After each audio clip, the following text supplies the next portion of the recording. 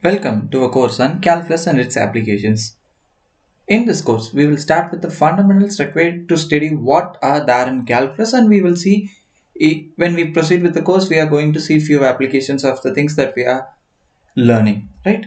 So initially, let us start with the definition of a function.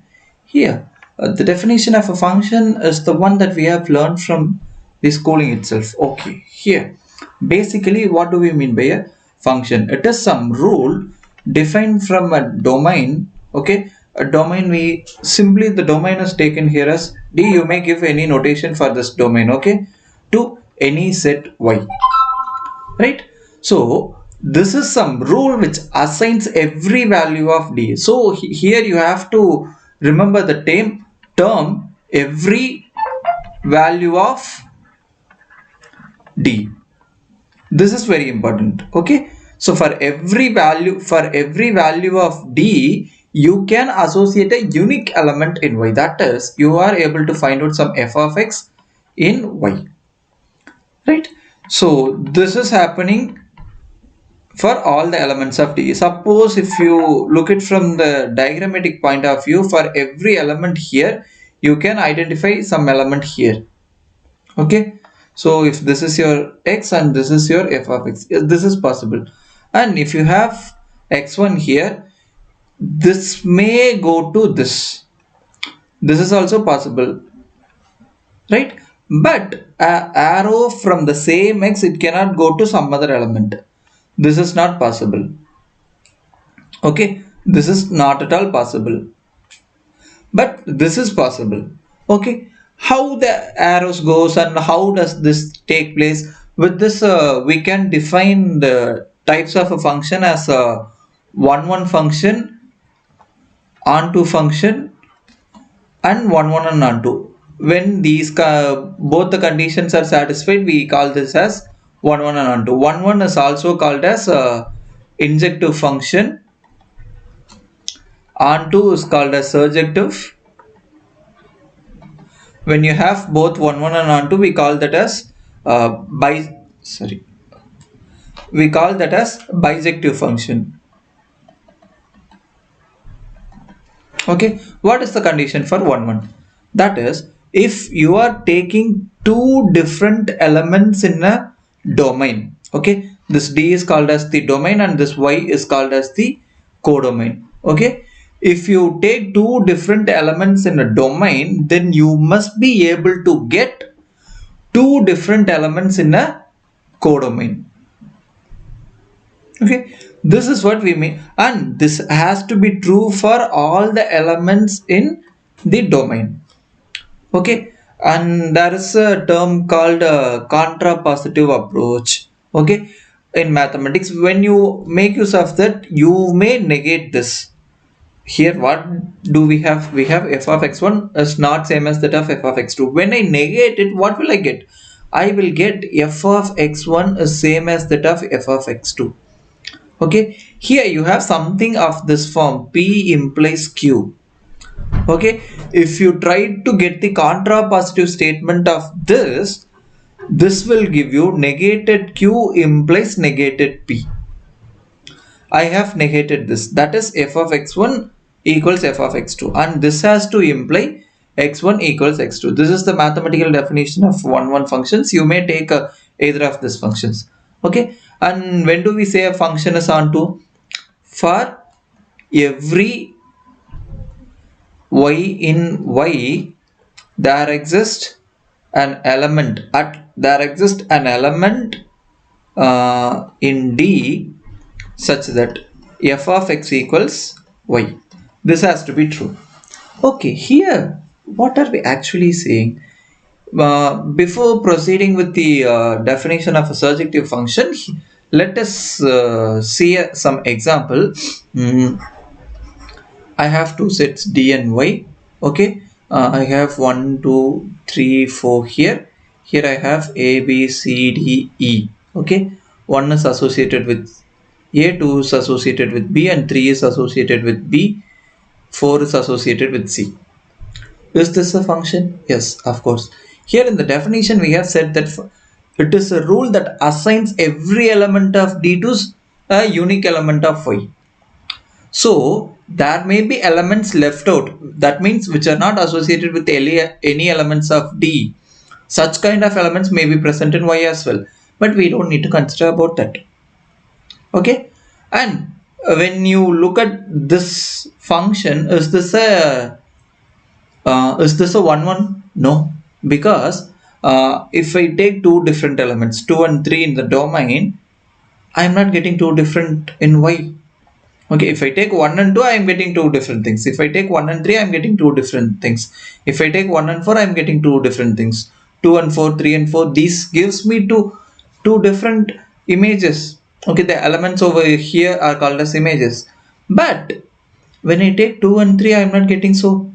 And here it is said that for every value of D, even in the definition of 1 1, what did we say? We said for every element x1 x2 in D.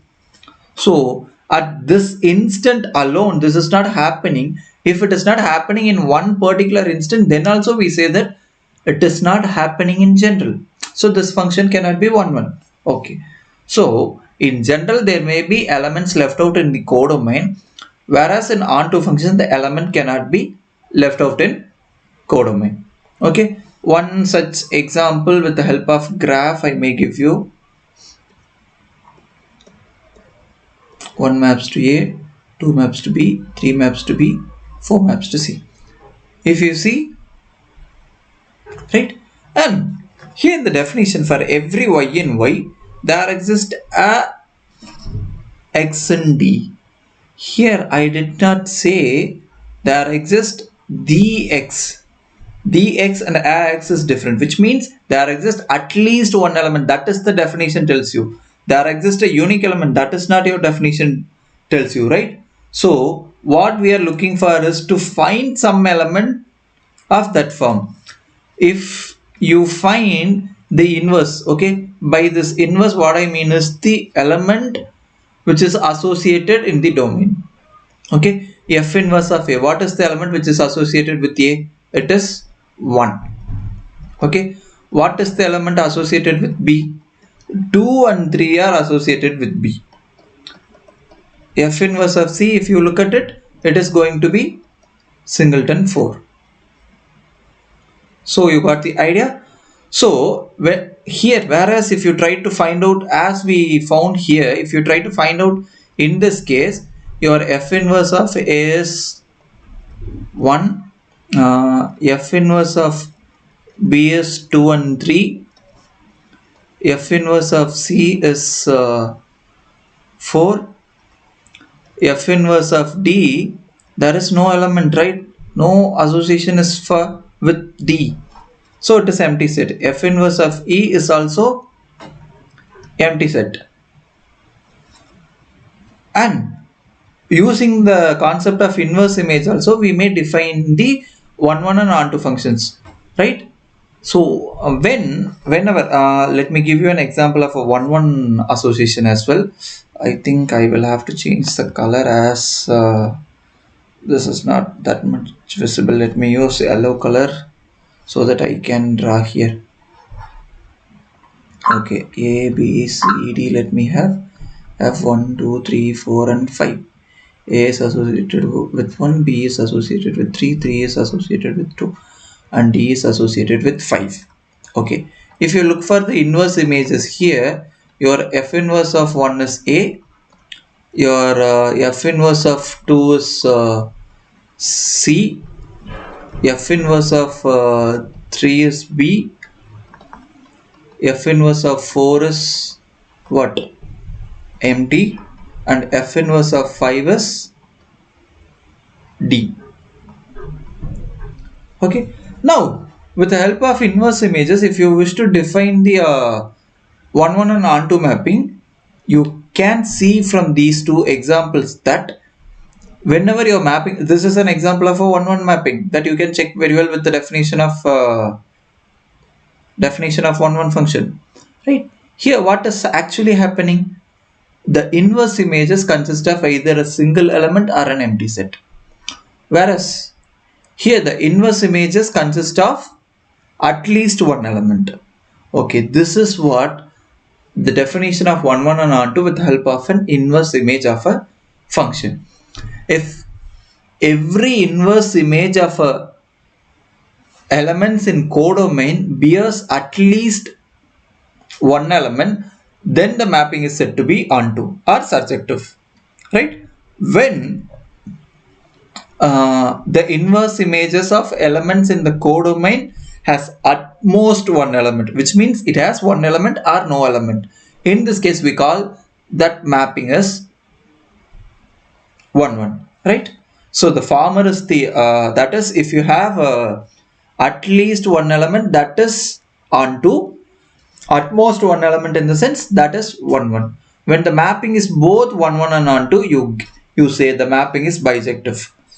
Simply saying bijective mapping. Okay, I think I'll have to use some darker color.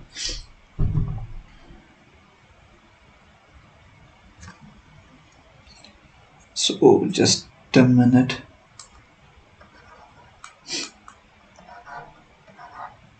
So let this be D and let this be Y. 1, 2, 3, 4 in the sense A, B, C, D. 1 maps with A, 2 maps with D, C maps with B, D. Here, if you see, your F inverse of A consists of only one element. Your F inverse of B consists of only one element. F inverse of C consists of 4 element, and F inverse of D consists of only one element. That is, sorry, only 4. I said 4 elements, it's only 4. So here what is the thing happening? The inverse images will have exactly one element, and all the elements in the codomain have inverse images. That is, if you simply look for the number of elements in these two sets, the number of elements in these two sets under the association has to be same. Okay, and before proceeding further, I would like to define something called as range.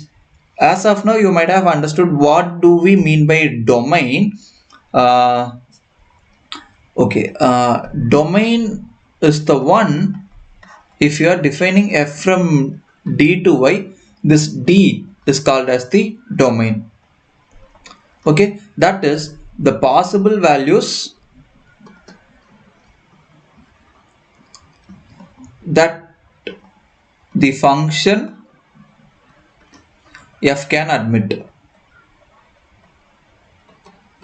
For example, if I am defining f of x equals 1 upon x, okay, and what are the possible values that this x can admit? It can admit any value from minus infinity to infinity except 0.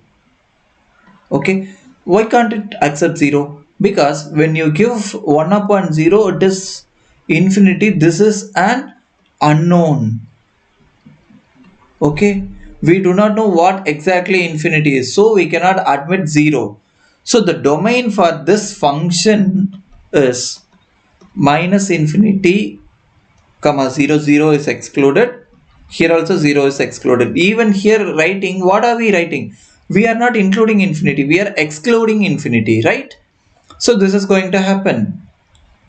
And this is the domain. This is the possible values that the function can admit is called as the domain. And range in the sense, what are the possible values of this f of x? Okay, in simple notations, it is the collection of f of x where x is taken from the domain. Okay, this is what we define as the range of a function. For example, let me define f of x equals x square. Okay, you consider this function. X can take what values? X can take any value, right? X can take any value in this region. And whatever may be the value of x that you take, your x square will always be non-negative. It will be either positive or 0. If you take 0, you will get 0. For all other values, you are going to get something positive. Therefore, your range is what? 0 is included, and it may be anything between 0 and infinity, right? So this is what range is. Okay, hope and next the thing that we call that we are going to see is natural domain. Okay, what do we mean by natural domain? Whenever you are simply give see, sometimes when defining a function, we might give you something like this, right? And this f of x is defined set, as I said, this f of x is defined as x squared, but I have not given you what is d and what is y in this case. And you found what is x and what is y, sorry, what is d and what is y. Okay, so sometimes this d may not be given. Okay, this function I may also define as minus 2 to y. So in this case, I am restricting my domain to this closed interval minus 2 comma 2 instead of taking the entire possibility, that is minus infinity comma infinity. In this case, my range is going to be what? My range is going to be 0 comma 4. Okay. So function may be defined this way as well, but it is not defined in this way. The possible ways, the all possible things. In these cases, we have taken the all possible things. That is what we call it as natural domain, that we will see in the next lecture.